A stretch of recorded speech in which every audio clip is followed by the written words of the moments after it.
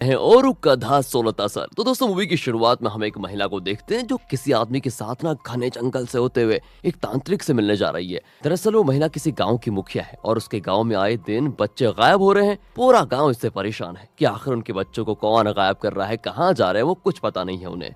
And उसी चीज का पता लगाने के लिए ये मुखिया तांत्रिक के पास जा रही है, क्योंकि ऐसा माना जाता है कि उस तांत्रिक के पास बहुत अद्भुत शक्तियां हैं और अपनी शक्तियों का इस्तेमाल करके वो आसानी से पता लगा सकता है कि इन सब के पीछे कौन है, कौन बच्चों को गायब कर रहा है, वगैरह वगैरह। तो अब आगे बढ़ते हुए मुखिया को एक अघोरी दिखाई देता है।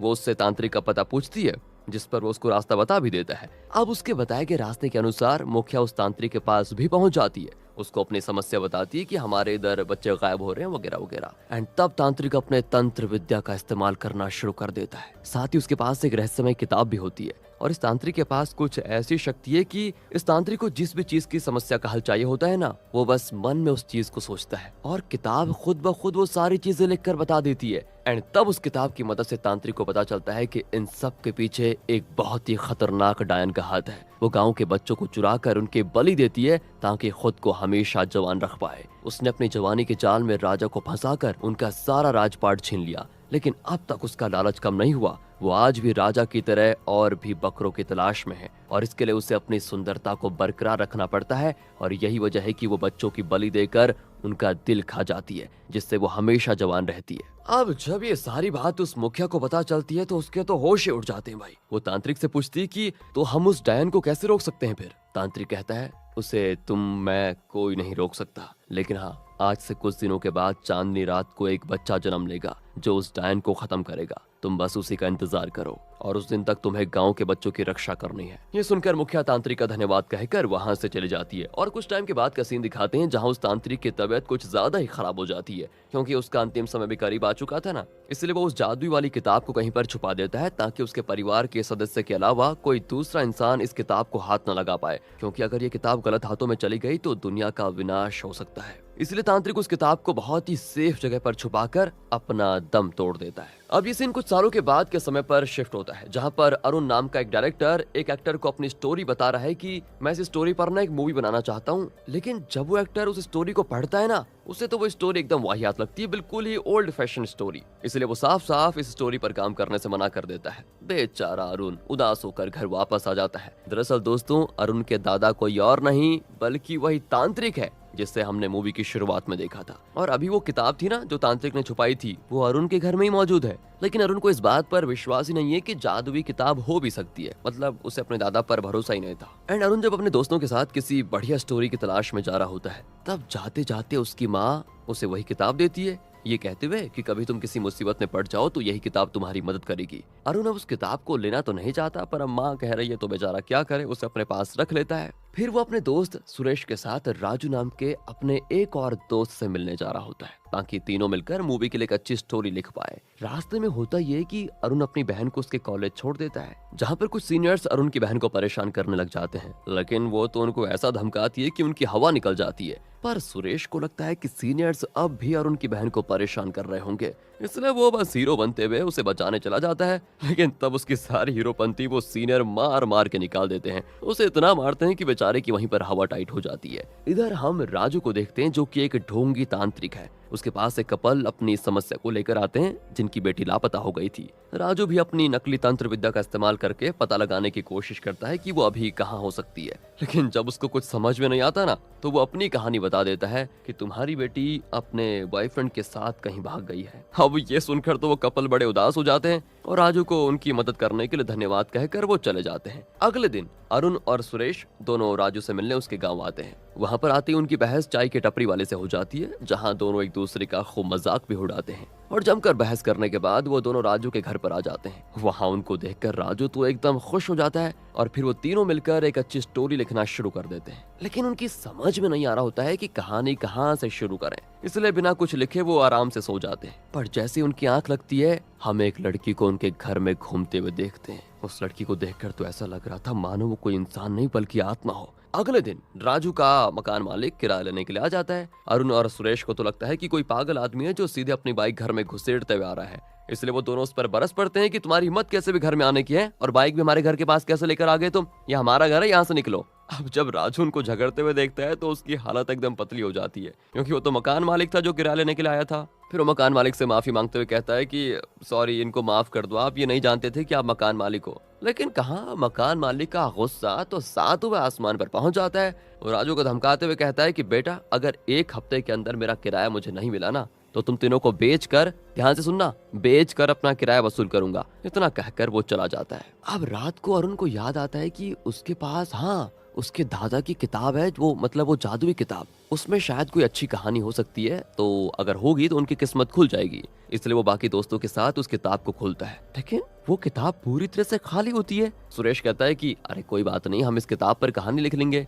जिसके बाद वो उस खाली किताब पर कहानी लिखना शुरू करते हैं और कहानी की शुरुआत करते हैं वो काव्या नाम की एक सुंदर सी लड़की से, कि एक बहुत ही सुंदर सी लड़की थी जिसका पति करण कारपेंटर हुआ करता था। दोनों एक दूसरे के प्यार में जान देने को तैयार थे। लेकिन दोस्तों, इतना ही लिखने के बाद सुरेश के कामचोर लगते हैं दोनों, इसलिए वो दोनों सोने चले जाते हैं। अब इनके सोने के बाद हम उनके घर में करण और काव्या की आत्मा को देख पाते हैं, यानी कि जो भी वो उस किताब में लिख रहे थे वो सच हो रहा था। अगली रात सुरेश फिर से स्टोरी वहीं से कंटिन्यू करने वाला होता है कि तभी अरुण और राजू को पायल की छन छन छन आवाज आती है। अब ये सुनकर दोनों घबरा जाते हैं, लेकिन सुरेश कहता है अबे ये तुम्हारा वहम है, कहाँ ध्यान दे रहे हो तुम, इस पर ध्यान दो ना, अपनी स्टोरी को पूरी करते हैं। इसके बाद वो दोबारा से कहानी लिखना शुरू करते हैं, जहाँ सुरेश लिखता है कि काव्या अपने पैरों में पायल पहन रही है और जो जो चीज वो उस किताब में लिख रहा होता है ना, वही चीज अरुण और राजू को उनकी आंखों के सामने होते हुए दिखाई दे रही थी। जहाँ काव्या की आत्मा सच में अपने पैरों में पायल बांध रही थी दोस्तों,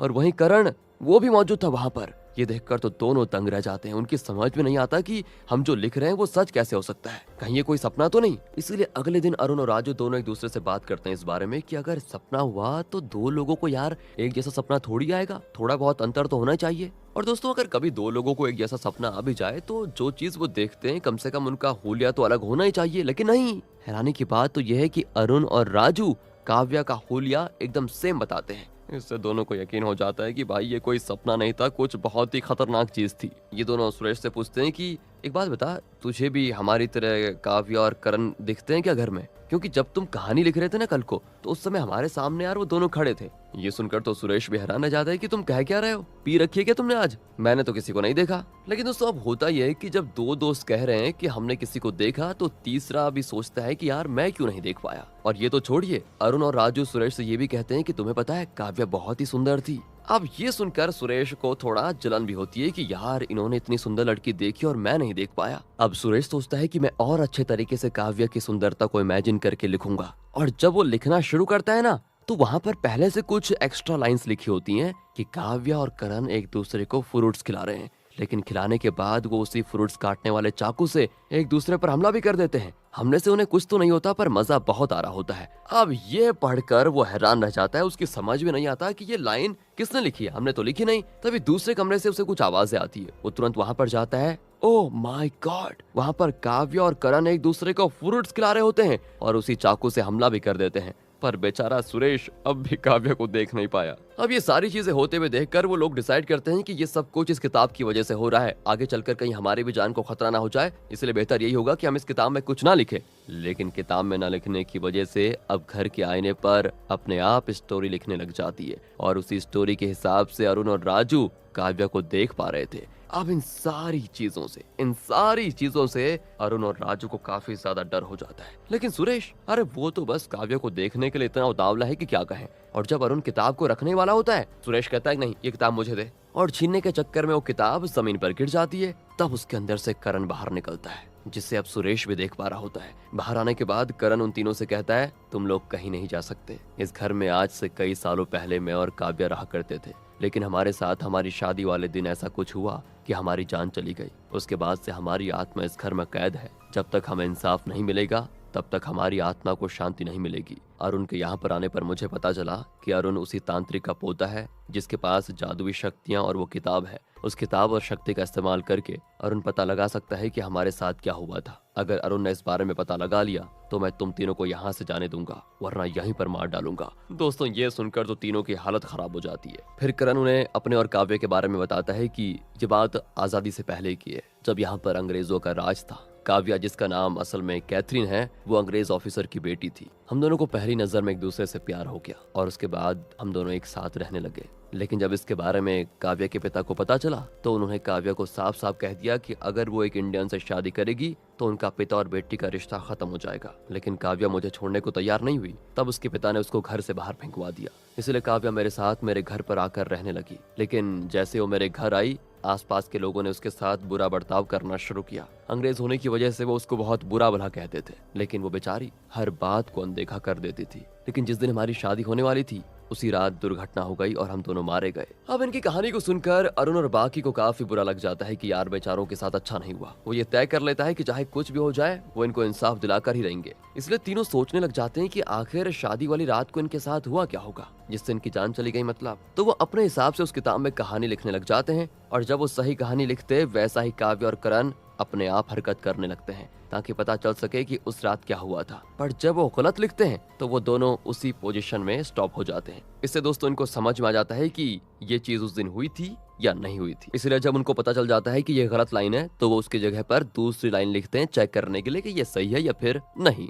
लेकिन एक जगह काव्या इस तरह से स्टॉप हो रही थी जैसे किसी ने पीछे से उसकी साड़ी पकड़कर घसीट लिया हो उसको। अब इनको लगता है कि शायद उस दिन कोई घर में घुस आया होगा और काव्या के साथ गलत करने की कोशिश की होगी उसने, जिसके बाद शायद उसने करण को भी मार दिया। लेकिन दोस्तों ये बात भी सच नहीं होती, क्योंकि इसके हिसाब से भी जब वो कहानी लिखते हैं तो करण और काव्या अपनी पोजीशन से नहीं हिलते और उनके पास अपने दादा जैसी शक्ति तो नहीं होती, इसलिए वो शक्तियों का इस्तेमाल नहीं कर पाता। इसलिए उसको पता नहीं चल पाता कि उस रात असल में क्या हुआ था। लेकिन तब वहां उसके दादा की आत्मा आकर सीधे अरुण के अंदर प्रवेश कर जाती है, जिसके बाद अरुण के अंदर से उसके दादा सुरेश और राजू से कहते हैं कि मेरी आत्मा को दोबारा दुनिया में इसीलिए भेजा गया ताकि मैं इन दोनों प्यार करने वालों की आत्मा को शांति दिलवा पाऊं। इनका प्यार बहुत सच्चा है, तो अब मैं तुम्हें बताता हूँ कि उस रात असल में क्या हुआ था। अरुण के दादा वहां पर अपनी शक्तियों का इस्तेमाल करके उस किताब में लिखना शुरू करते हैं। तो असल में करण किसी चीज के लिए लकड़ियां काट रहा था और उसके लिए काव्या गर्म दूध लेकर आ रही थी। लेकिन तभी उसकी साड़ी जमीन पर